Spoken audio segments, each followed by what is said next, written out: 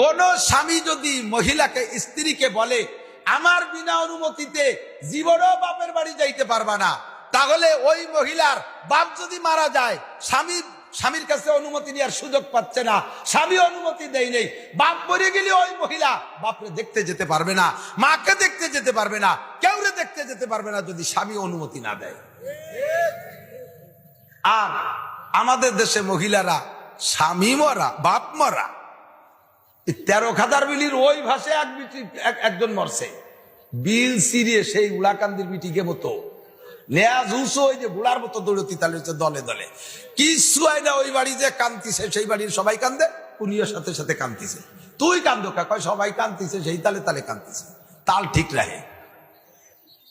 একজন মানুষ মহল্লায় বললে পাড়া ভরে গ্রাম ভরে বিটিরা এসে দেখে, আছে না নাই? এ প্রথা আছে না? কারে দেখতে যাচ্ছেন? যেই পুরুষটারে জীবদ্দশায় দেখা হারাম, ওই পুরুষটারে মরার পরে দেখাও হারাম। যেই মহিলার জীবদ্দশায় দেখা হারাম, মরার পরে ওই মহিলাটাকে দেখা হারাম। চাষি মারা গেছে, দেওর পুত বাসুর পুত ভাগ্নেরা মানে স্বামীর ভাগ্নে, এরা আইসা সব মামিরে শেষবারের মতো একটু দিয়ে যাই, চাষিরে শেষবারের মতো দেখে যাই। এই মরা মানুষটার সাথে জেনা করতেছ, সেই গুনাহ লেখা হবে। চাষিরে জীবদ্দশায় দেখা জায়েজ নাই, মামিরে জীবদ্দশায় দেখা জায়েজ নাই, মাওইরে জীবদ্দশায় দেখা জায়েজ নাই, বাবিরে জীবদ্দশায় দেখা জায়েজ নাই।